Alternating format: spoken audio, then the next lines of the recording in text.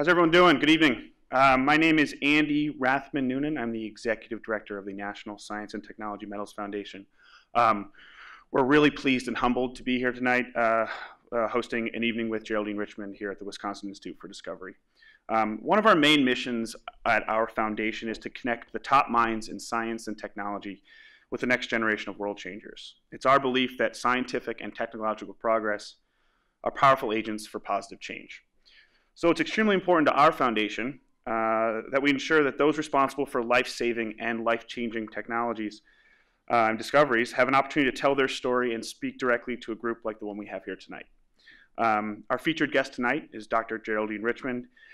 She's not only responsible for unparalleled scientific discoveries in water dynamics and chemistry, but she's a champion of science for science beyond her own lab.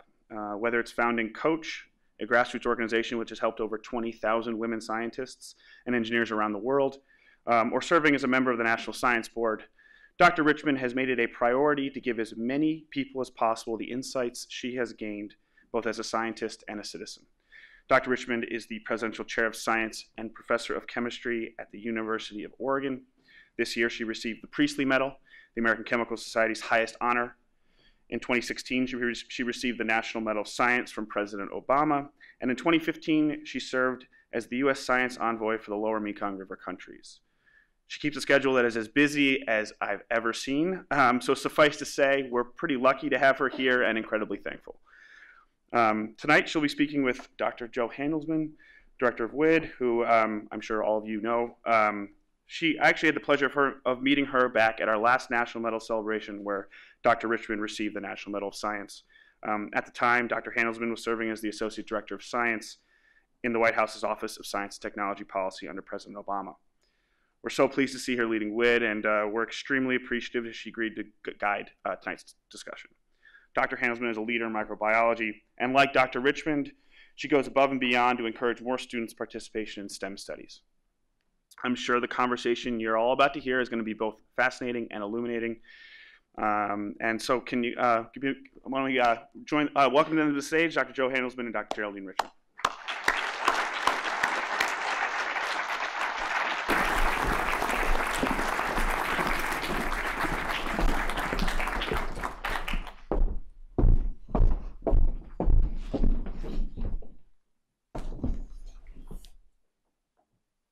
Hi.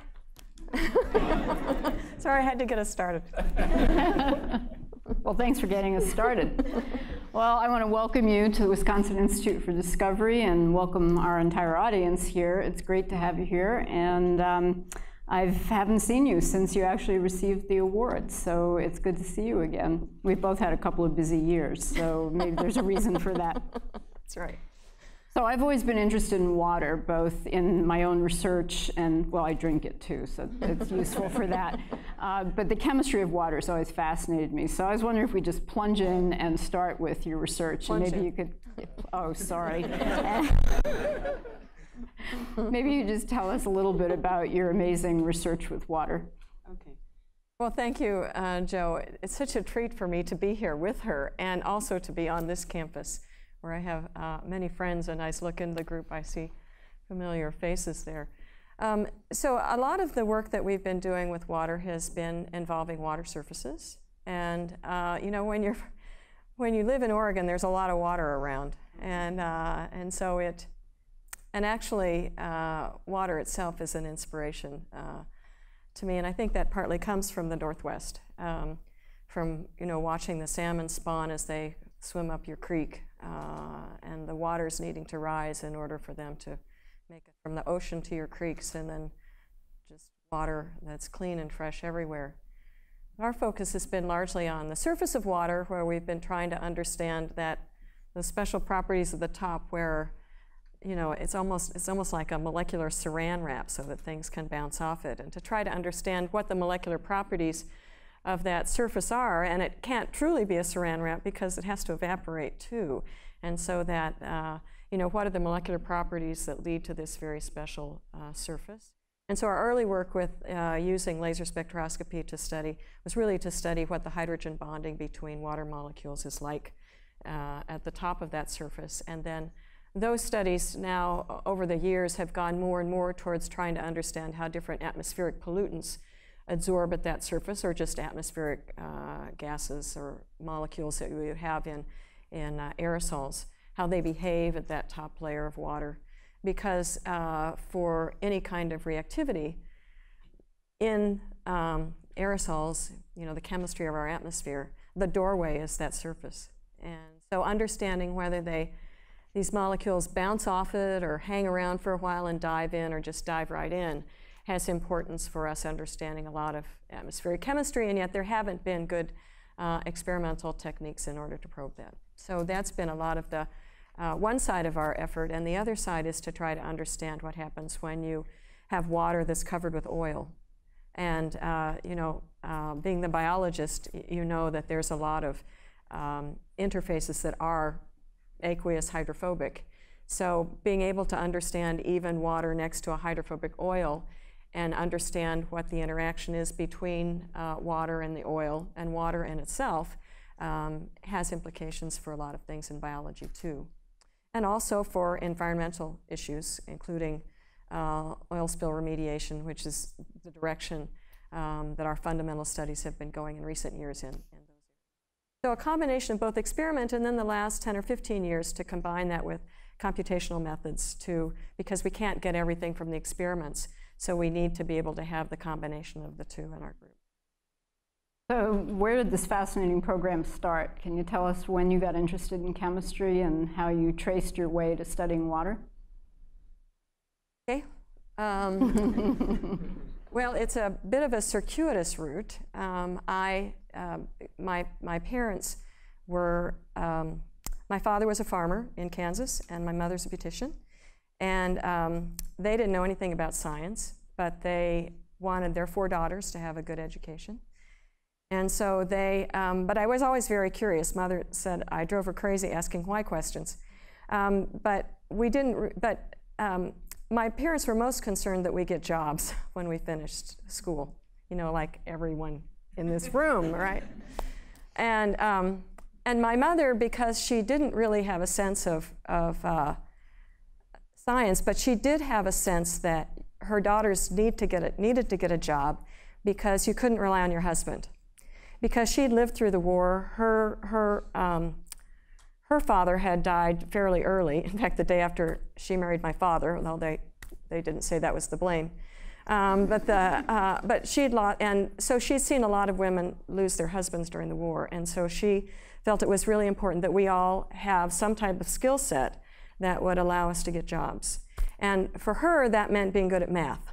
Okay, so she became then my mentor in arithmetic, and I would see her at work in her beauty shop, and we were on the farm. She had a little beauty shop when we lived on the farm, and then we moved to Lindsborg, Kansas, a big town of 2,000. And in her beauty shop, she could add up the beauty columns faster than the bills faster than anybody else. And she was very proud of that. And so, and she also was the first one that introduced me to chemistry, because even though she only had a year or 2 of college, I would go in after school, and I would, when I was in grade school, and I would help clean up the beauty salon. She had 3 or 4 different operators there. And I would be organizing permanent wave solutions and so forth. And she would pull them aside and say, Jerry, do you see, this is silver. This is a silver solution. That's on the periodic table. And so she would actually point out elements in those hair products that were on the periodic table. So that was my first introduction to chemistry. And then when I started, I went through school, and I started college, and I was actually a math major. I was always really good at math, and when I got to college, I went in as a math major, and was working part-time in their store, which then was a combination of a beauty shop and a clothing store for college age in Manhattan, Kansas. And I had to work part-time, and I got tired of selling clothes. And so the chemistry department noticed me in a chemistry class I was taking, and they said, who are you? Because I was acing all the exams, and I said, well, I'm actually a math major. And they said, oh, we happen to have some jobs in the chemistry department, but they suggested that maybe being a chemistry major might help me to get a job in the chemistry department. And so I switched majors, and I've never regretted it. So it's not like I did this in my garage as a kid or anything like that. It was just that kind of fortuitous that it happened. And also because chemistry allows you to use your math skills in really important ways. So anyway, it was a little bit of a circuitous route. So in addition to your mother, I seem to remember you telling stories about your grandmother being an amazing woman that got you interested in all sorts of things. You come from a long line of interesting women, including your sisters, right? I do.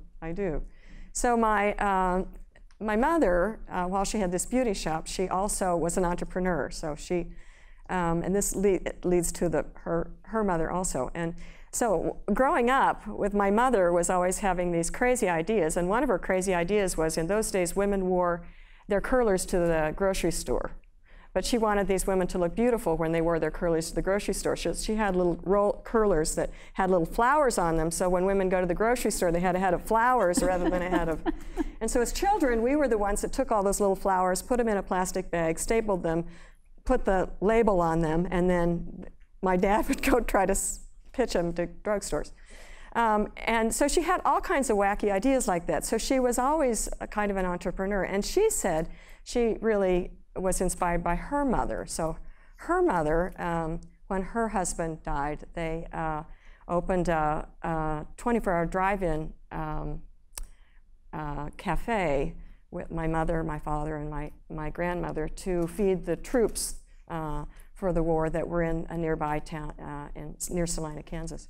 Anyway, but my grandmother then went into business by owning a liquor store. And so she had a liquor store, and in those days, that was just after Kansas went dry. So she never let us call her grandma. It was Tilly. She's Matilda.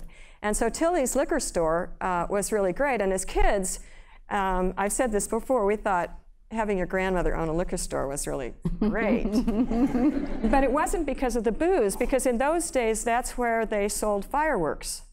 So on the 4th of July, we lived on the farm at that point. On the 4th of July, we got all the excess fireworks that she didn't sell. And so, you know, we thought she was the greatest thing since sliced bread. So it is true. Having both a grandmother, well, Tilly, and my mother as role models. But I also have to say, Jo, the other women in my life was because I grew up in a beauty shop. I grew up in a beauty shop, the old-fashioned beauty shops where the hair dryers looked like jet engines, you know, and hairspray, you know, could kill anything flying by.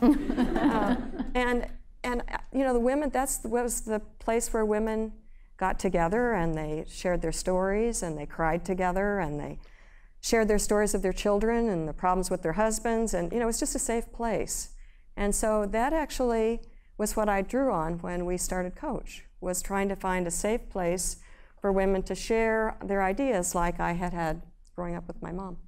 So it must have been really strange to go from an environment like that to chemistry in the 70s and 80s, where there probably weren't very many women. How did you react to that? Right. Well, it was actually a huge phase transition. Because I was very social in high school, and I was a cheerleader for 4 years. And then I went to college, and I suddenly then fell in love with science and chemistry. And I actually, because there were several hundred in my calculus class and only 2 or 3 women at that time, and I didn't really want to be hit on by, you know, 200 or 300 guys. And so I just completely changed to wearing overalls and covering my hair and wearing men's shoes. And so it made me feel like I fit in with that group. Of course, your grades, when they, you know, outshine all the guys, you kind of stick out then, but to your professors. But that's how I survived those first few years, is just trying to, you know, focus on my science and enjoyed it and ignore the fact that I was different than the guys. When did you stop feeling like a minority, or do you still? It seems like in those years, chemistry and even biology were so devoid of women. I mean, I would often go into a room and be the only woman there. Right. But that doesn't really happen that much anymore. Did you see that kind of shift as well in chemistry? No. I mean, it took a long time. It took a long time.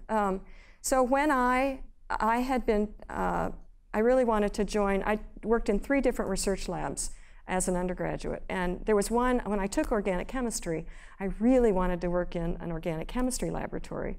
But one of the professors wouldn't take me, even though I was acing his class. And so another organic chemistry professor told me, there's a problem here, and it's not your fault. And I didn't quite understand it, but then I took all science courses, except they forced me to take some social science and humanities courses. I'm really the bad person. But the course that I took, though, was I looked through the catalog, what can I take in political science that looks interesting, that could keep my interest long enough to get out of the lab. And there was a sex and politics course listed in the course listing. I thought, oh, I'll do that. And it was early feminism. And in that course, the woman taught us about the fact that social perceptions and biases are out there, and women, particularly when they're in scientific and engineering fields, often can come up with, can be confronted by things that are not their fault, but you're just going to have to adjust to them because it's not you. You're smart, and you will be able to do well, and it's their problem. And that was an aha moment for me. That was just an aha moment for me. And then it didn't matter to me anymore that there were just a few of us in the classroom. It was just earth-shattering, because then and this was in Manhattan, Kansas in the 70s. And so, so then when I went off to graduate school, it didn't matter that there were only a few of us, physical chemists in Well, that's a profound experience. It was absolutely profound, absolutely profound. But then you taught at a women's college. Did that make a difference too? Okay, so I finished graduate school, and then I went off to Bryn Mawr, and I actually was going to go to industry. So my to-be husband and I, we met the first day of graduate school. He was in physical chemistry there too, Steve Cavan. And he was interviewing for academic jobs, and I was interviewing for industrial jobs. And I was going to go into industry. And so so I was interviewing with all these companies. He was interviewing in academia. And strange things were happening when I was going to these companies. I mean, when I went to interview at 3M, they said, well, 3M stands for 3 men. So, well, I said, oh, that's interesting. I'm sure it's changed now. And, and then I went on another job interview, and the person who was hosting me, one of the upper-level bosses had dinner with me the night before and was describing some of his sexual escapades with some of his staff, and that didn't feel very comfortable. And then another job interview was the guy drove me to the airport in a very back way to the airport. All of this was just too weird for me, and so I thought, I'm not ready for industry yet. Maybe I'll try a small college thing. And so then I threw in my application to William and Mary, Swarthmore, and Bryn Mawr, and I got offers from all 3. And I thought, okay, and after all this experience, I walked into the alumni house of Bryn Mawr, and there was a woman's portrait over the fireplace. Of course, it's a women's college. But for me, it was like, okay, I'm home. We're staying here. And then at that time, my husband fell in love with Bell Laboratories, which was only a couple of hours away. And that was how I ended up at Bryn Mawr and in academia. Wow. Yeah. That's quite a story. How long did you stay before you moved to Oregon? Yeah, so I stayed at Bryn Mawr for 5 years, and I loved it. I loved it. But I was very committed to women in science at that time too. But there was one moment I took my students to some regional ACS meeting, and getting them there to mentor them and show them what a meeting was like. And we're sitting in the back of this lecture hall, and there's a woman up in the front giving a talk. And I thought to myself, would I have a bigger impact sitting in the back of the room with them or being in the front of the room giving the talk? And that again was another aha moment, and I decided actually the research was more important than I anticipated, and my research program was starting to take off at Bryn Mawr, and that was it. And then, I don't know that he's here, Fleming, Craig? No, I saw him just a few days ago. Fleming was very instrumental in that, because when I was thinking about possibly leaving Bryn Mawr, but I hadn't told anybody, Fleming came up and said, I think you would be great to try to go to a research university. So thank you, Fleming, wherever you are.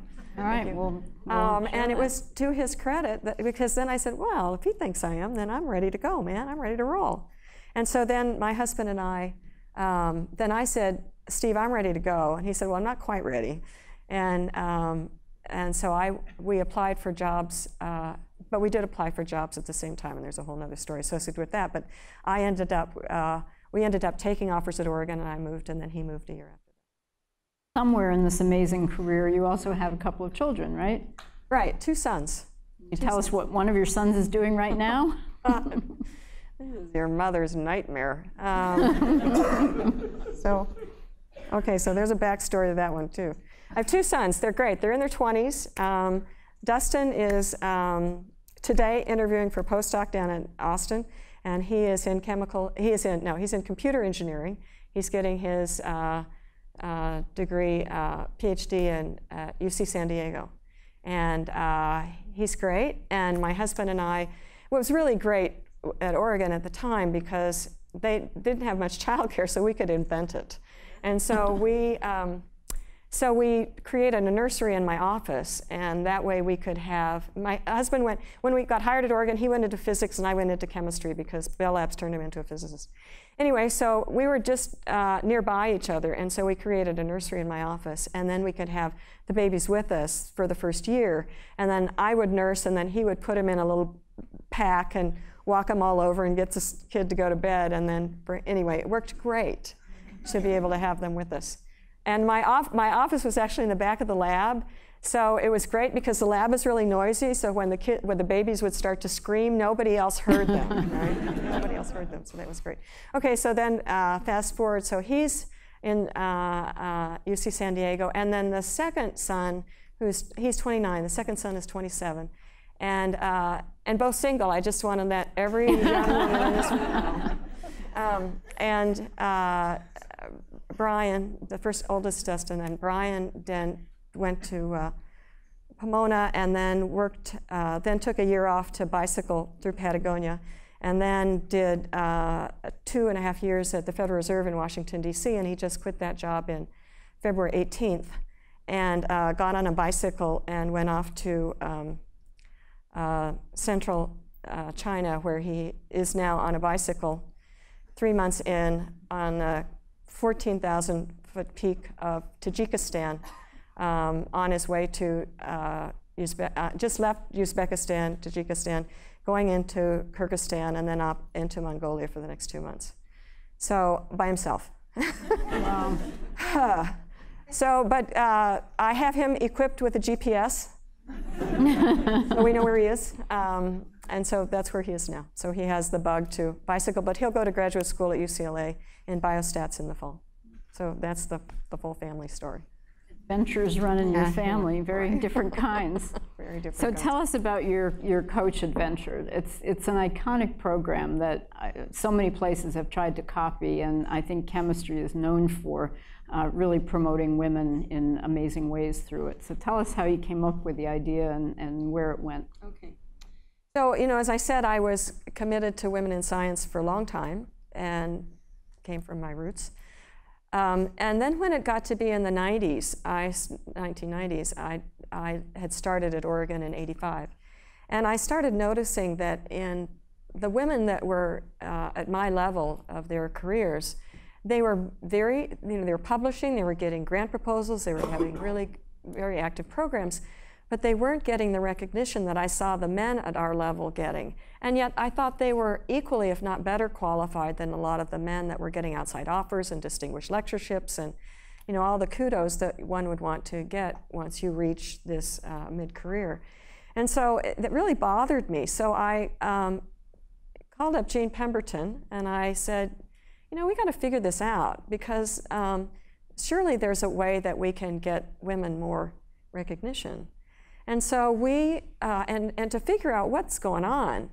And so we applied to the Camille and Henry Dreyfus Foundation, Bob Lichter, and to get some money to get a dozen of us in chemistry together, all mid-career, to just talk about these issues. We had funding for 4 meetings and over 2 years, and so we got together to talk about it. And of these women, at least half had never been together with other women before in a setting like this. Cynthia Friend, Kristen Bowman-James, Jean, you know, Angie Stacy. And so it was unusual for them, whereas for me it was, you know, I was back in Mom's beauty shop. And we the first meeting, we all said, well, you know, we're fine, we're doing fine, everything's just fine. Yeah, we're not getting the recognition, but, you know, maybe we just need to work a little harder. And so then I was trying to figure out how to get us all back together again. You know, you've got, these are, you know, everyone's really busy, we had kids, and I'm asking them to give up a weekend, 2 weekends a year. And so I thought, what can we do at the next meeting to get everybody to make sure that they came? So Janet Osteryoung, who's a part of the group, had the idea that she knew a couple of women at, in the UNC area that gave workshops on negotiation and leadership. So she said, why don't we have them come on your Saturday and they'll just give you all a negotiation workshop. And so, okay, fine, that sounds good, whatever. And they came, and it was how to negotiate for what you need, but it was more a venue for us to discuss the challenges we really were having back home, but we were all in denial or we didn't want to admit it. And so one person was having her, it came out, one person was having her lab space taken away, another one was getting a double teaching load for no good reason. There was just all these things happening that nobody would admit at the first meeting. But the reason it came out was because we need to have examples of things we needed to negotiate for. And it was to get your lab space back. It was, you know, get all these things back. And so we practiced these skills. And then when we came back 6 months later, all of our lives had changed. Lab space came back, double teaching load got reduced. All these things had changed for us because we suddenly knew these skills and awareness to take control of our own destiny. And that's really what Coach is about, is teaching women and men to take control of your own destiny rather than relying on someone else to take care of you or nominate you or do things like that. And so then we got funding from the Department of Energy and then NSF and continued to develop workshops on these topics and then started to provide them around the country at ACS meetings on Saturday before ACS meetings, and then funding to bring them to different campuses and different professional meetings. And within 5 years, we were no longer in chemistry, no longer for chemistry, but it, you know, it was spread across all the different disciplines. And so it's just been amazing. So we have these professional facilitators that give them. But now we've been doing more coach the coaches, so we're getting more women faculty to be trained so that they can give them on their own campuses, so we can reach out more to graduate students and postdocs, because we really have started at the top level trying to move down, because my philosophy is like being on an airplane. You know, if you've got somebody you've got to take care of, you have to take care of yourself first. And so with the oxygen masks, and you know, if we don't take care of the women to get them in leadership posts, they're not going to be good role models and mentors for those that come along with them. A remarkable story. So do you think the women got empowerment from each other, hearing each other's stories in your original group? Oh, absolutely. By hearing other people's deficits or challenges, maybe they were more willing to recognize their own? Yeah, absolutely. And so we still have 20 years later, we have a coach advisory board, and we have 2 meetings a year, and an hour and a half to 2 hours at that first meeting is just, where are you right now?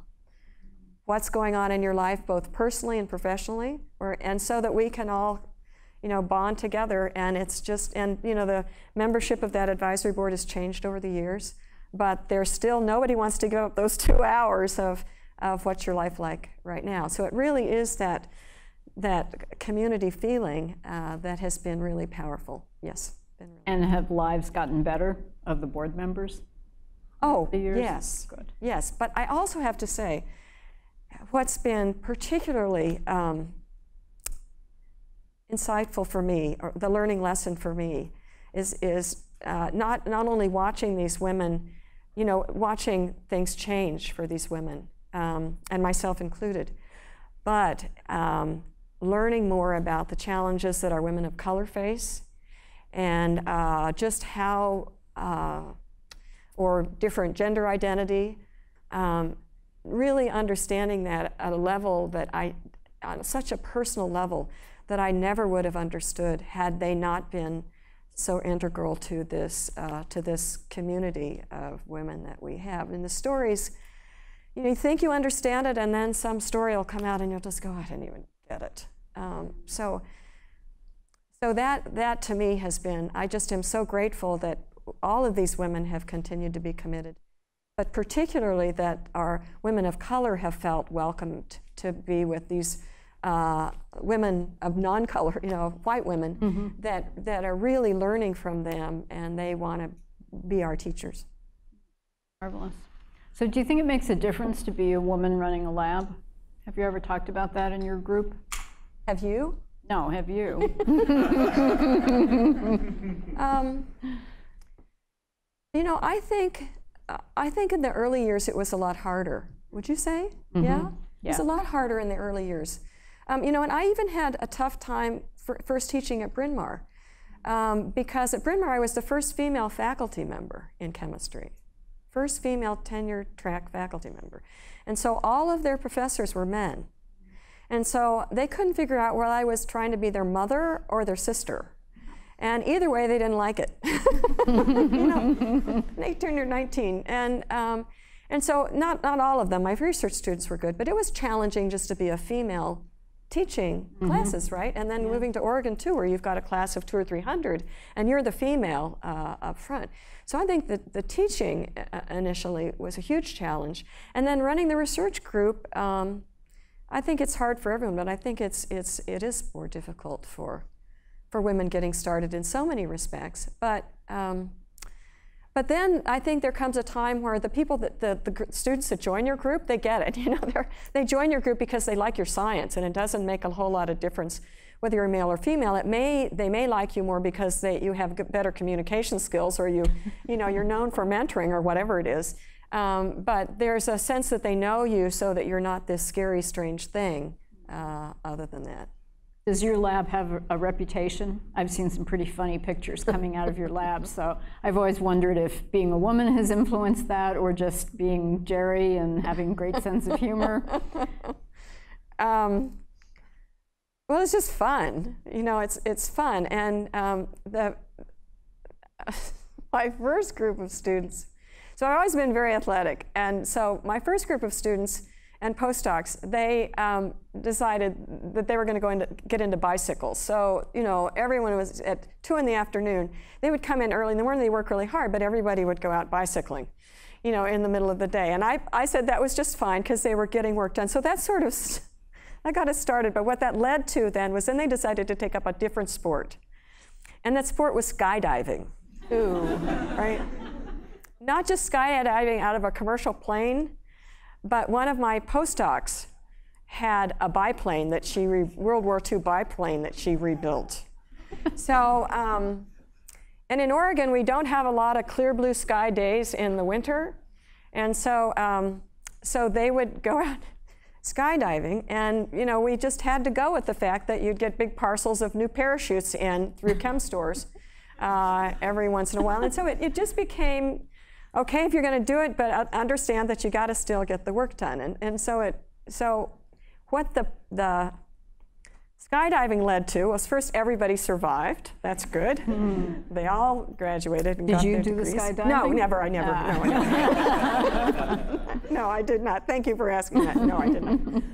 But the tradition that started in my lab was that they had a tradition that when you did your 100th jump out of a plane, you got pied. You got a pie in the face, okay? So that meant they did 100 jumps out of the plane, first of all, and then you got a pie in the face. And that then went into the came into the laboratory. And so then, you know, somebody did their 100th jump, they got a pie in the face. And then you completed your oral exam, you got a pie in the face. And then your professor got tenure, she got a pie in the face. and then you forgot to tell people when your birthday was, you got a pie in the face. And so, that's how that tradition started. It was a lot of pictures online about the pies. Right, getting pied. Yeah, getting pied. I've had my share. Yes, yeah. And there's lots of little pie leftovers on the ceiling too. So on a more serious note, I know a lot about your career, but only in preparation for this did I discover that you have work in developing countries. And I was wondering if you'd tell us about that, why you do it, and what the goals are. Okay, so now it's 7 or 8 years ago, Coach decided we had been asked to do workshops internationally, but so we thought about it, but we thought, our biggest impact could be in working in developing countries because, there's a lot of resources in Germany and France, and even though they're challenged on the same issues that we are, we felt that our biggest impact could be in developing countries with the idea that, especially for women, that we had many coach alums from our workshops that were from these different countries, so they would share stories with us from Africa, Southeast Asia, and so forth. And a lot of the women, we say the glass ceiling. As a chemist, we call it the polycarbonate ceiling because you bounce right off. These women were just not making it up the career ladders at all, let alone succeeding. And so I honestly believe that if you keep bouncing your head against something long enough, you should just try a different way of doing it. And so our idea was by networking with women in the U.S. and women with countries nearby, that they would find that their careers could expand through this networks that would get them international recognition, even if it's only in their region, that would help them get to a new level of success in their science. And so then I started going into, but I was really concerned about going into a country and saying, we're here, we can solve your problems, not knowing any of the issues. So I spent several years just doing, using some money that I had to go to different countries and talking to women there. Sometimes the embassies would help me, and see what kind of coach workshops might be useful there. And started in Cameroon because UCLA, Hillary Godwin at UCLA has had an effort, they have a big effort on biodiversity in Cameroon and health issues also. And so they were going in to do a biodiversity training and asked if I would come and do some coach workshops with the women in Cameroon on, they wanted to do negotiation and also publishing and proposal writing. And those we do a lot of too. And for me, it just was mind-blowing because they were so warm and kind and generous and in listening and that and then so thankful that we came in, and then they started a coach chapter and that's still going. And were the issues the same? Yes. Totally, huh? Except that the big difference is that when we go and order supplies, they don't get in through the country, so there's all the corruption that goes with it too. But it was still the issue of not getting recognition, it was not having enough women around them, the feeling of isolation, teaching loads that were much higher than the men had. It was just a lot of those issues. And so the negotiation workshop is just a forum for people telling stories. And so these women told their stories. They started to brainstorm with each other, so then they could provide solutions for each other rather than me saying, this is the US way that we do it. I could just give them tips, and then they could share with each other. And so that experience then led to, now we've worked in, I do a lot of these workshops myself because I'm cheap. I just beg, borrow, and steal money wherever I can to get there. But I try, whenever possible, to bring a woman from the US that's from that country with me, for Kenya, for Madagascar, or that have been to the coach workshops before. And that really works well because I can give the issues, but then they can really translate not just the language, but also translate the societal and cultural issues. In India, we've done a lot of work in India. So we've worked in about 14 or 15 different countries in Africa now. And then in India many times, and in many of these countries in Africa, we have the men there also. They need the help just as much as the women do. But I only bring women in as the coaches because we find that then the women will ask us questions, and they won't be so afraid when the men are there. And then we've also had gotten funding from the State Department and NSF to run science-based workshops. So we did 4 workshops in Latin America for geoscientists, which brought together women scientists, geoscientists from the US, to women scientists in Latin America on natural disasters. And so a series of 4 workshops, one in Chile on having them share their research experience on earthquakes, tsunamis, tectonic disasters. And then on the other side of the continent in Argentina on hydrology issues, because heavy rain and mudslides is a big deal there. And then in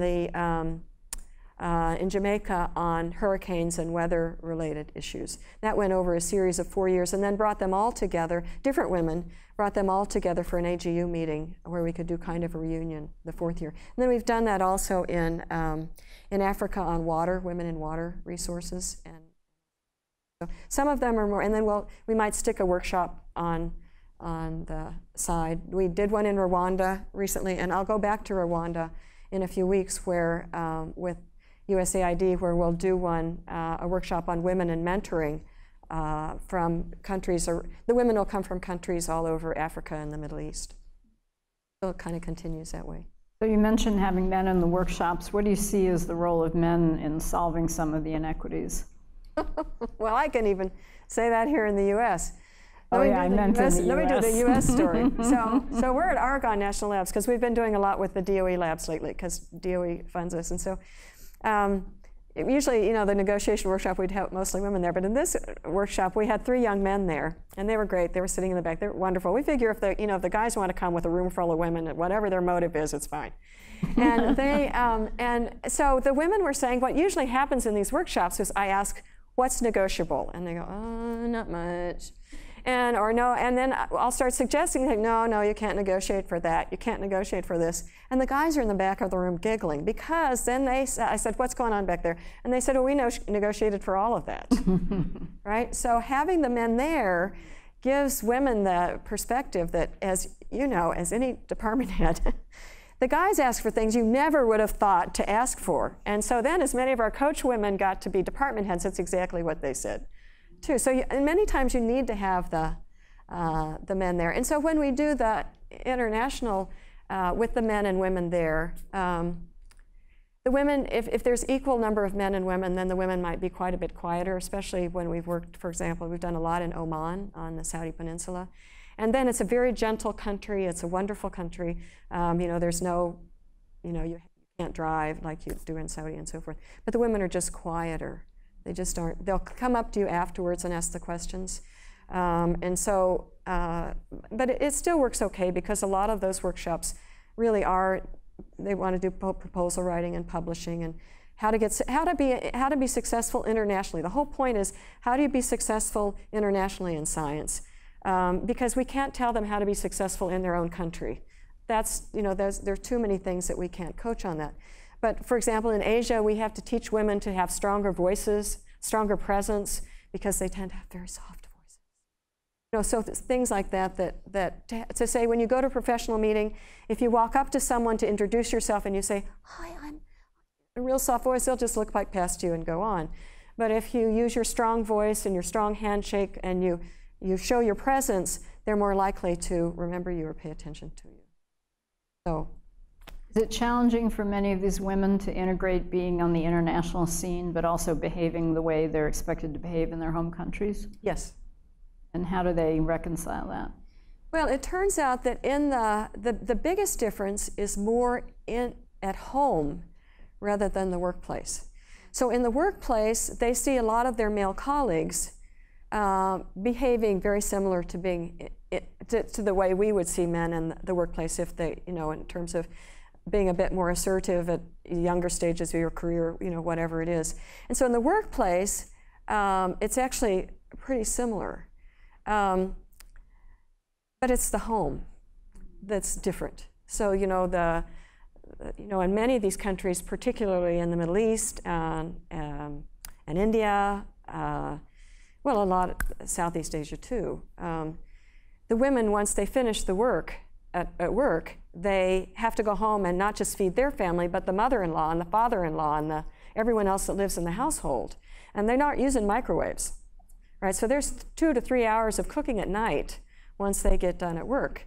And so they take on a whole different persona when they go home. And so one woman in Algeria said that she loved going to work and do her physics because it was so easy, you know, relative to going home. And, you know, and so you hear that women, you know, just love their science because it gives them credibility, it gives them something that's their own, and that when they go home, they don't have it that's their own. But nowadays, in many of these countries, particularly with oil prices going down and, you know, the economy's shifting a lot, you need to have 2 incomes in a family. And so that's what's going to turn it around, because the men are going to have to encourage their wives to go out and work, but then they're going to have to help with the housework too. So you certainly see that happening too. So if you could give one piece of advice to young scientists, particularly women, what would it be? 1. Or 2. Whatever we have time for. Yeah, no, there is 1. No, there are 2. There are 2. Okay. But I'd give this to both men and women. It's just that I think it takes a harder hit. Women, you have to hit a little bit harder with it. Number 1 would be willing to take risks. Because that's the way you build your confidence. If you do the same thing the same way, or with a slight variation, you do it safely, and it doesn't really build your confidence. But when you do something that's a little different, and that may be a different experiment, or try a different way of doing things in your own personal life or your professional life, you might, you know, to say, this reception where I'm normally shy, I'm going to go right in there and I'm going to introduce myself to people that otherwise think of me as shy. Whatever it is, when you succeed, it builds your confidence. So take risks. That's what I said to my son before he did his first bicycle trip in Patagonia. And I said, why did I say take risks? Perhaps you taught him too well. Yeah, that was really a mistake. So I don't necessarily mean, you know, get on a, but do, you know, take that very seriously. At all our ages, right? At all our ages. If you're making a job switch, whatever you're doing, take a risk. And the second thing is, when you're making a life decision, never make that decision, or a really important decision, never make that decision when you're at the bottom of your game. Never make that decision when you're just not feeling very good about yourself. Make those decisions when you're at the top of your game, when you're feeling good about yourself, when you've just done something really great that you're confident about, because then you won't underestimate your abilities. Now, the few times when I've made mistakes that I can look back with real life decisions, it's when I made those decisions when I felt like I was, you know, just not very good. And that was the wrong time. So those are my 2. Those are my 2. You're great. Well, why don't we open it up to the audience for questions? Anyone? What, if you could just wait for the mic. We have a mic coming your way. Roaming around. Joanne Oravec from the University of Wisconsin at Whitewater. I've got a question about publications and citations. Women often are not cited as often as men.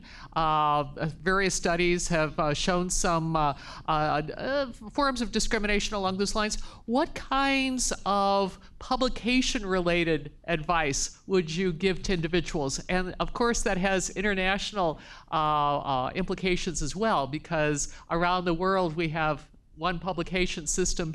Anyone can publish in various journals. What kinds of advice about how to frame one's work? Do you need to be the first author? And how, of course, to get one's those precious citations? Thanks so much.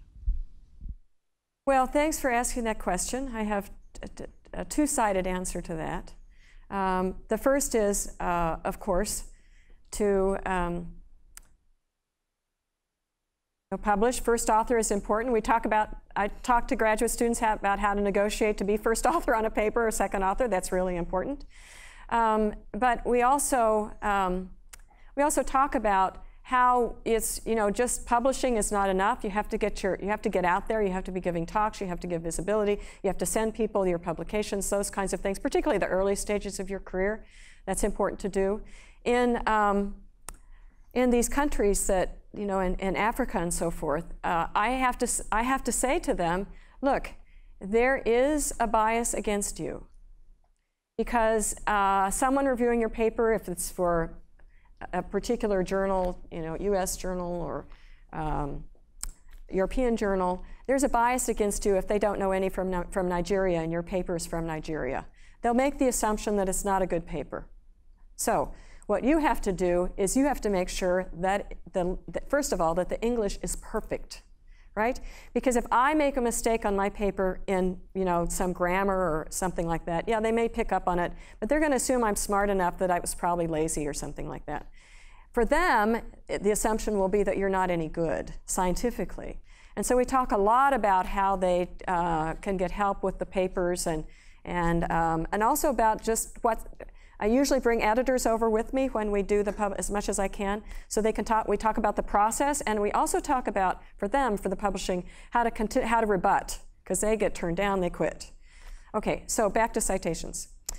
I think it's important for us to keep in mind, all of us, that citation indices, citation numbers, H indices, and numbers of publications are not a true measure of impact.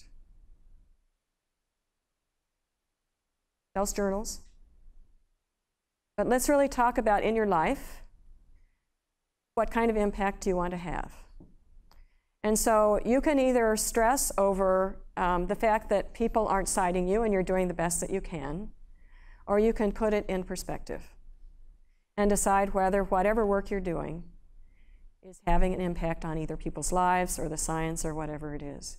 Because I worry a lot about the fact that when we don't have metrics to decide impact that we're having, either in our science or in the world, that the only thing you can count, because you don't easily count how many people you've saved from HIV/AIDS in Africa, or how many students you have changed their lives because of the class that they took from you. We don't have easy metrics for those, but we can easily do the citation numbers and H indices. So rather than fuss on that, focus more on what impact do you want to have and leave behind? Because there's some things we're just not going to win on. And I think in this case, it's certainly the case that women get less cited. Women, especially the younger ages, get worse teaching evaluations because of their gender. Those kind of things, at some point you have to hope you can help change, but think more about the big picture. What's your biggest impact? What are you most proud of?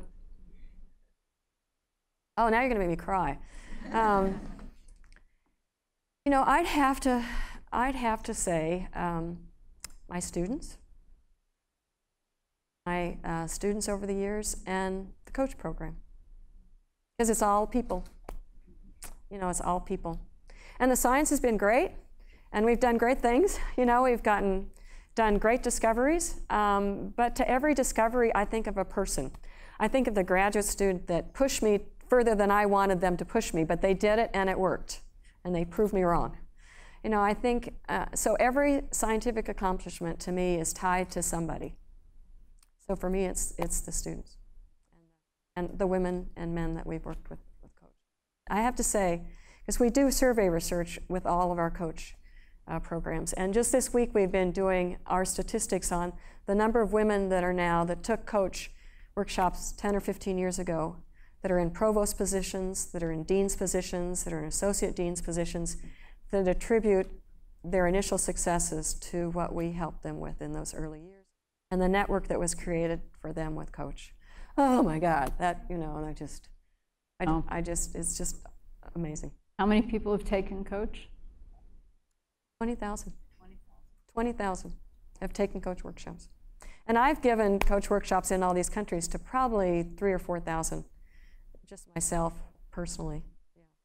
So but there's not 3,000 or 4,000, it's this person and this person and this person. The stories are just You know, the stories are just amazing. And you know, talk about impact. Some of these people are having incredible impacts in their countries, but you'll never hear about it.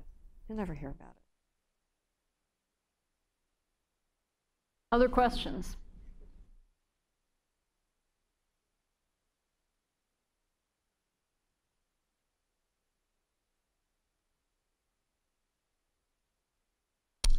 Hi, I'm Jill. I'm a graduate student, and I just had a question about, you know, there's kind of this idea about being a role model for women in science, and so some people believe this idea that like you shouldn't talk about being a woman in science because then you're known for a woman in science, and people want to be recognized for their science and not being a role model. And so that's one of the things that I've heard in contrast for talking about it, and so it's kind of one of these things people go back and forth. And I think I kind of get your opinion on it, but like, you know, it's just kind of one of the things that I face sometimes is like some people, especially pretty high in the field, will be like, well, I don't want to talk about being a woman in science because then I'm known for talking about being a woman in science. So I'm just curious about like what you think about that. So when we started Coach, I was warned that this would be a detriment to my career, because it would show that I was interested in something in addition to my science, and that was distracting me from my science. In fact, our initial reviews on the grant proposal said, why do these women want to start this organization? Aren't they successful enough? So, you know, if you say, what am I most proud of? I would say the other thing is that I proved them wrong. That you can do really good science, and you can also be concerned about women's issues, and you can, if you have a lot of energy, like I do, and you are passionate, you follow both of those passions, and you'll do well in both. So I think it's a difficult issue for women, but I think it's even more difficult for our scientists of color. Because it is so, you know, we have more women in the field now, but we don't have that many scientists of color that have reached even assistant professor and on up. And so once they start to look like they're doing that, then they're automatically pegged as not so serious about science. And so you know, the scientists, some of the male scientists that I know of color that have chosen to try as much as possible to ignore the role model being of color, I don't blame them at all. I don't blame them at all, because they've got so many biases against them, and they don't have a community like we have, you know, with women. And so I think you have to decide what your passion is, and you follow it. And if your passion is to just solely go with your science, then absolutely do it. But if your passion is to try some other things along the way, I think it enriches your career more. It makes you more diverse in the way you think about things. And it's not just being a role model for women in science. It could be that, you know, you like being athletic, or you like doing community service, or whatever it is. Diversity in is really important, whether it's a model or for anything else.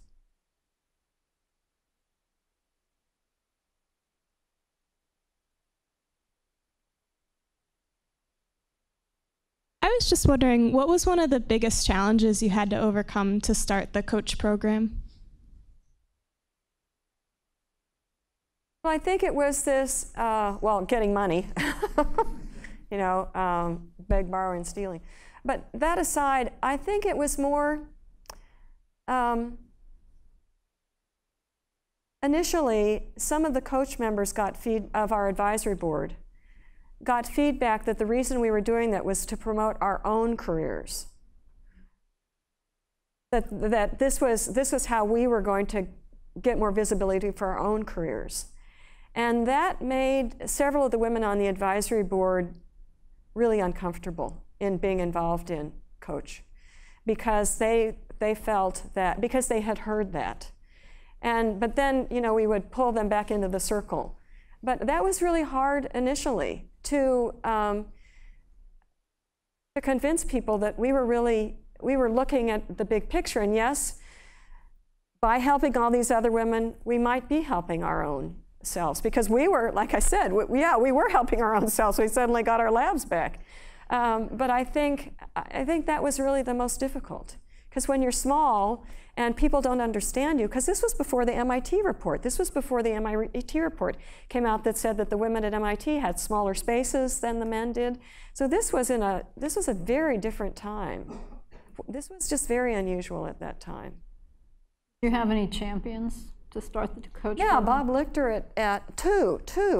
Bob Lichter at the Dreyfus Foundation. Basam's nodding his head, you know, for those of you that know Bob, who just recently passed away.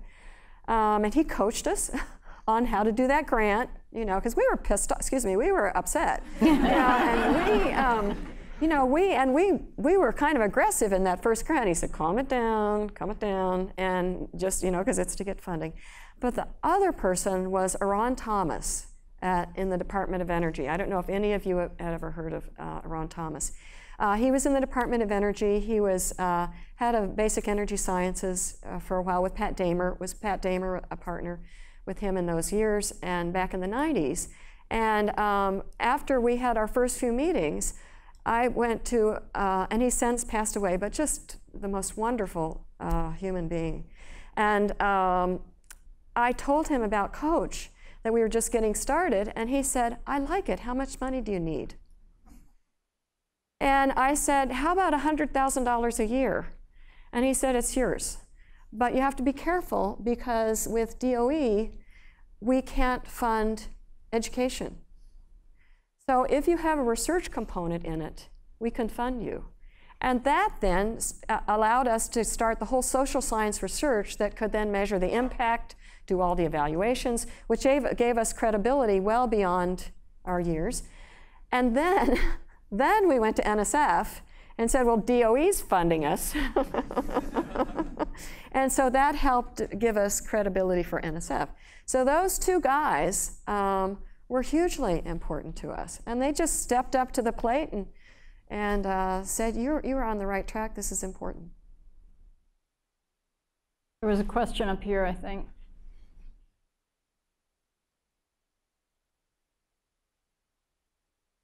Hi. So how do, as women in chemistry or minorities in chemistry, how do we stand our ground against micro and macro aggressions without being deemed feminazi or that we're emotional or hurting our ability to get advice or help needed from our colleagues? What was the last sentence? Sorry. Or hurting our ability to be able to receive advice or help from our colleagues. Okay, well, the microaggressions are there. There's no doubt about it. All of these things, you know, it really depends on your career level, too. When you're starting out, these things hurt a lot more than when you start to get some credibility behind you. And so they somewhat start to bounce off. With Coach, we have a motto. And our motto is to be relentlessly pleasant. So we're relentless and we're pleasant. And so a lot of what we talk about in our programs is how you do things in a manner that makes your point, and you continue to do it in a professional manner. But you also call it out when someone is treating you in an unprofessional manner. And I think it's really important for all of us to recognize that in academia there are some bad players in terms of understanding what professional behavior looks like, because their mentor, you know, and what do I mean by lack of professional behavior? You know, it's that it's being rude, it's being dismissive, it's just unprofessional. And then we can go all the other extreme to sexual harassment and all that, but I'm going to stay in this venue of unprofessional behavior. And we need to recognize when that happens and call it out when we can. Because those are also microaggressions. They aren't as bad as the macro ones are, but they're just as devastating. A few can be very devastating at their early stage. So I think, if anything, it's this issue of recognizing, and I just did a Actually, when I just did this workshop, so oftentimes when I give a talk in a department, I'll ask if I can do a workshop for the graduate students. So I just got back from the University of Louisville, where I did a workshop with them. They also took me to the Kentucky Derby last weekend, so this was my payback. Yeah, I know, it was the rainiest Kentucky Derby in history. So, and I brought the rain. And but my mantra is that even as graduate students and postdocs, you are professionals. And you deserve to be treated as a professional. You deserve to be respected as a professional. You deserve to have conversations that are a professional level. And getting that across to graduate students and also to faculty. And we do a lot of workshops on helping faculty learn how to mentor and what that goes into it, the different kinds of communication, because that's what helps with the professional setting. So I think, with the microaggressions, you just do what you can, but you also, as one of our professional facilitators says, you put on the raincoat. Put on the raincoat so the stuff just washes off of you rather than having it go deep. Then when it goes deep, it's very devastating. I hope that answered it to some degree.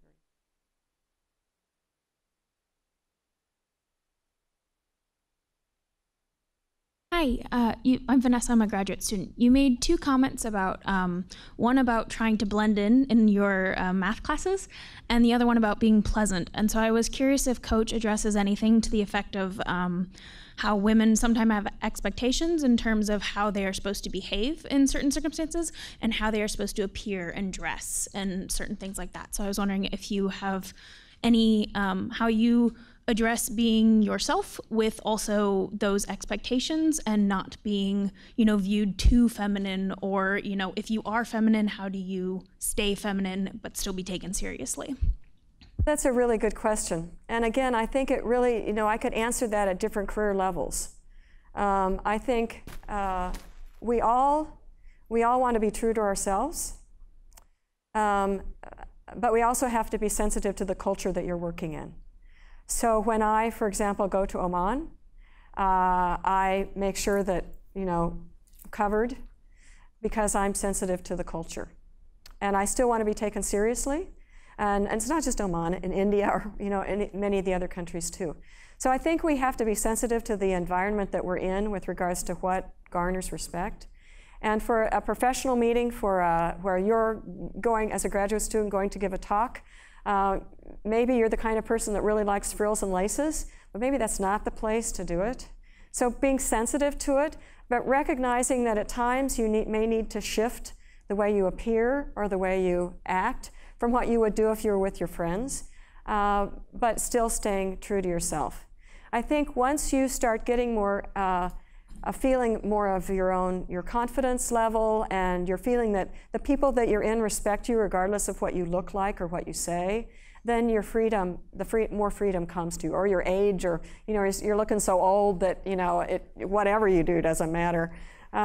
It just, it really, you have to be sensitive to it, that's what I'm saying. And for me, at those younger years, it did make a difference because I didn't get hit on by anybody.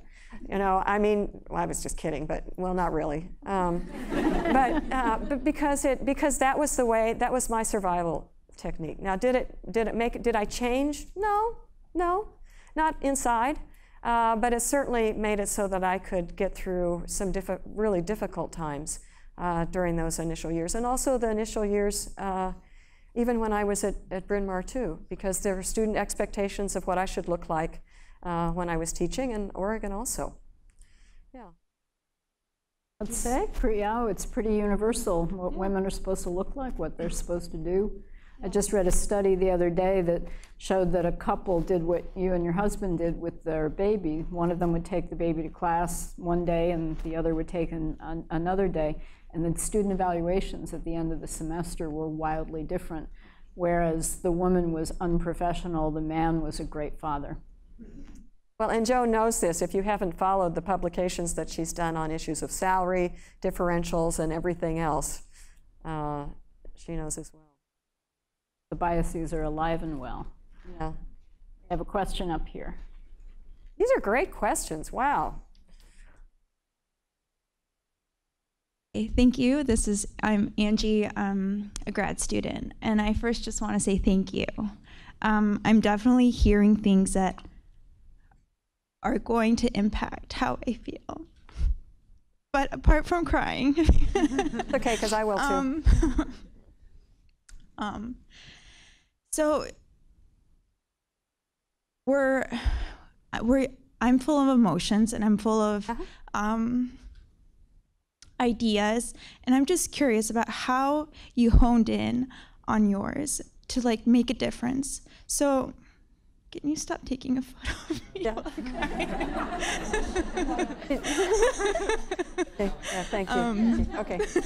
Okay, go on. No, it's, how do you gather your energy, and how do you take the steps to make the changes that you have made with Coach, with all the things that you probably have experienced to get you to where you are today? But you know, if I feel this way and I feel very inspired and I want to do something where it's gonna help my community, how do you take the steps to kind of gear yourself for these changes? Yeah. So are you a graduate student now? Yes. Yeah, okay. So my advice is, first of all, do the best you can to get your degree. That gives you credentials, okay? Get the PhD, that gives you credentials. And once you have that, then you build on that. So it's one step at a time. You know, when I left graduate school, you know, graduate school is not, for most people, a confidence builder at all, right?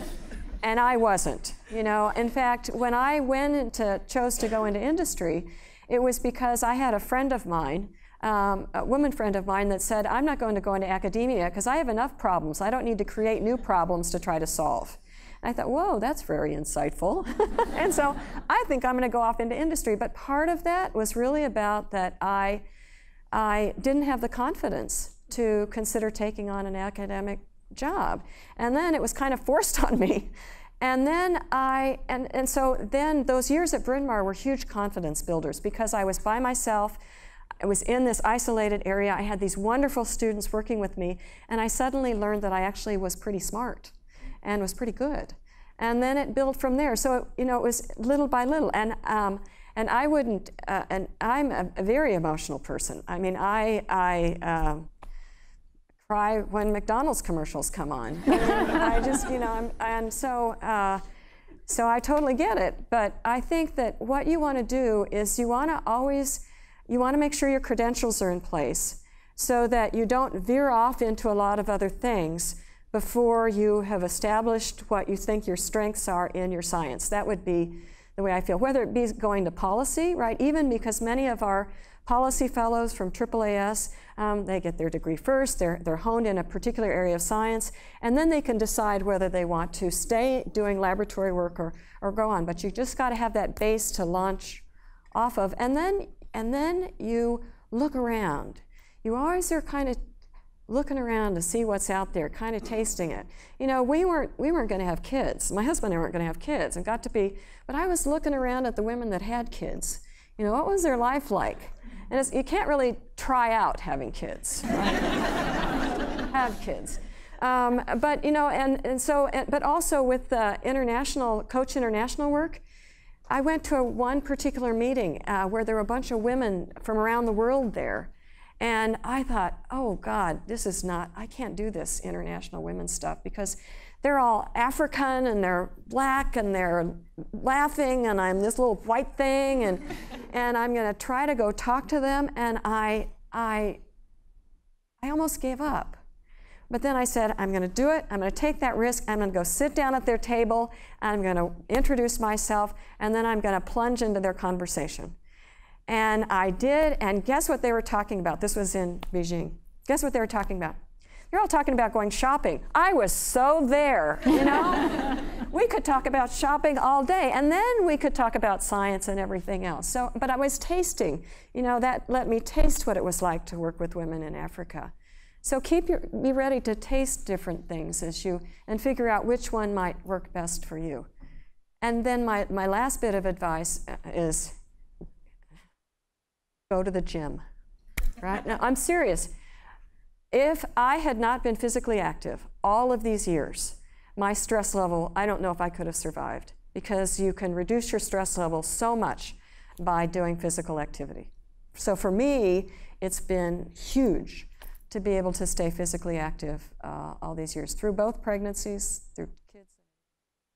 And I don't think I could do as much as I do now without being physically active. First place we met was in a gym. That's right. It's true. It's true. God, you have a good memory. That's right. But it's true. Yeah. Question over here. Thank you so much for your very insightful advice. My name's Katie. I'm a graduate student at WID, and I'm interested in your thoughts on the idea of shifting academic culture so that it places greater value on skill sets that women are typically socialized to have, as opposed to skill sets that we often consider traditionally masculine. So I often think that a lot of advocacy for women in science focuses on the idea that, oh, well, women are just as good as the men. They're just as good at science. They're just as good at math. But how can we encourage people to place greater value on, say, communication skills and emotional sensitivity and all these things that make us better researchers and better able to work together, but maybe aren't valued as highly as they should be? Okay, that's another great question. So I have this leadership workshop that we've developed through Coach. I sometimes give it, our facilitators give it too. And we go through what are the characteristics that are proven to be important for good leadership, okay? And then you look at how leadership models have changed since the 40s, for example. So in the 40s, the leadership model was very masculine, very military driven. We were gone through the Eisenhower years. And so the team was down here and the leader was up here, okay? And then we went through the 60s and 70s, and the team decided they wanted to be a little more engaged with the leadership, okay? And then as we've gone into the 90s and now into today, that now the best leaders, the most effective leaders, are ones that are communicating with their team, and they're much flatter in the organization. And the skill set required to do that is exactly the skill set that women are much better at than many men are. It's good communication, it's building trust, it's listening, it's not being arrogant, it's developing strategies, it's following through on strategies. So one should not think that these masculine skills, which we used to think of as masculine skills, are actually more effective in leadership roles, that actually are the things that we are good at, and the men that we like to see be in leadership positions, those characteristics we admire too as leaders.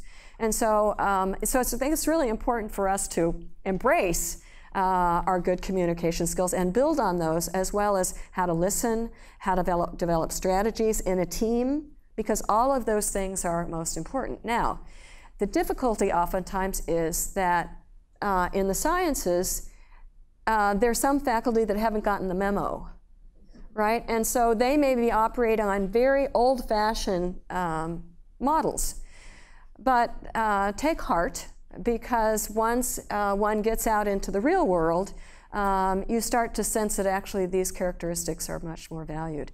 And that's a lot of what Coach is about too, especially for all levels. It's really about getting people to be better communicators and empathy and all of these different skills. So don't downplay a lot of the things that we value personally or think that we have to change. Our earlier stages of our career, like the question was back there, we may have to act a little tougher, but on the other hand, not necessarily.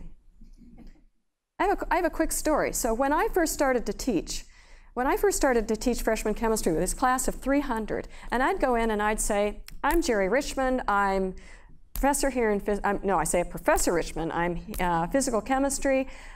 This is a very big class. I have expectations for this class because it's so big that we have a few rules. You know, I'd say a few more things in the beginning, but I say we have a few rules. First of all, there are no late exams. I don't want anyone to leave class early because, and if you're going to leave class early, you need to come up and tell me beforehand because you disrupt the class. Set the rules out straight, disciplinarian, okay? And my teaching evaluations were terrible, right? Because I approached it very much as I saw this male model, okay? And I was this little blonde thing that was standing in front of them, and I had all the jocks in the back of the room high-fiving everyone that came in, and But we have good jocks too, not bad. But then over the years, I evolved to where I would come and I say, I'm Professor Richmond, I'm so happy to be here with you. This is one of my favorite classes to teach, and I want all of you to do well. Now, there are certain things we're going to have to do for all of us to do well in this class. And one of those things is, I only have one TA for this class, so please, we can't do late exams. If there's an extraordinary excuse, come tell me, but it's going to be really tough on this single TA. But also, do you know what it feels like when you're really honing in on what I'm trying to tell you, and somebody stands up next to you and walks out of the classroom, leaving the class early? It disrupts the whole classroom. It disrupts you and everyone else. So could we please have respect for everybody else in the class and let me know? You see the very different tone. So what I did was I turned into both, and then when somebody walks out of the class early, I nail them, right? Okay, but it's a combination of the nurturing that the class expects to see from a mother or a female, but also the disciplinarian. And my teaching evaluations went way up, right? So the fact, then I was embracing myself as opposed to feeling like I had to be this male model. So now, flip forward 10 years later when we brought in these coaches to teach coach members how to be better leaders, and they laid it all out. They said, for women, you have a narrow set of behaviors that you can display in order to be considered a leader. You have to be both nurturing and also a disciplinarian in general. And the men, they can have a broader distribution. They can't be too awfully soft these days, and they can't be too awfully disciplinarian, but it's a bigger distribution. And so if we can figure out our sweet spot to work as a leader, which includes the personality traits we embrace, we're better off. So that was more to your question than you might have asked for, but it's been another aha moment for me. One last question. We have a question here. So building off of the last question, Coach is a great program for challenging inequality in STEM, and I was just wondering, as a faculty member, a lab director, and a role model, if you've engaged in systemic changes to the field that would reduce implicit biases. Well, systemic in a large community is a tough battle. We've had many wonderful advanced programs over the years funded by NSF that have tried really hard to make this transformation. And various universities, Wisconsin has been a leader at this, Michigan has also been a leader at this. The issue of the biases have really come more to the fore, particularly in the vocabulary of our colleagues. I mean, women sort of got this before, but now that there's bias training and so forth that's coming out, you hear that talked about a lot more. And so I'm hoping that that'll make a difference. But as Jo knows, those bias trainings that people get, they only last so long, right? And then they go away. So there has to be this kind of continuous training in that area. Have I done anything that I can measurably say is make a difference? No. Have I no. We go to departments, and I certainly go to departments and I talk about the importance of diversity and inclusion and why that's so important in science. But I don't know if that can be measured in all the talks that I've given or myself as a role model. It's really hard to say. You just hope that with more sensitivity and awareness to it, that you can make a difference. I mean, I'm sitting next to someone whose work is cited, that she's published in this area for a very long time. Has probably more chops in that than anybody I know. And so I'd like to turn it back to you, Jo, as we finish up. How do you feel about that? Oh, well, that's a good question. I think it is person by person, just what you were describing, and department by department, that ultimately becomes systemic. I don't think that there are all that many things we can do at a global level. We have to change individual behaviors. There are a few things, though, at a global level, and this was an area that I felt was one of my least successful in the White House, because I really wanted to change the grant system and make sure that our grant reviews were monitored and that the reviewers were trained in bias. that we had adequate training for grant writers to be able to write no matter what their background, what their ethnicity, what their gender. And none of that got through. Those are a few systemic things I think we can do from a federal level, but it's really tough. But NSF now does bias training before they bring Yes. the review panels in, so that's a huge success. Yes. That's a huge. Thanks for that question too. Well, Jerry, every time I see you, I feel like I'm in the presence of greatness. I think you really have changed the world, and I want to thank you from me and all the many people who have benefited from what you've done. So thanks for being here tonight. Well, with thank us. you all for coming out tonight too.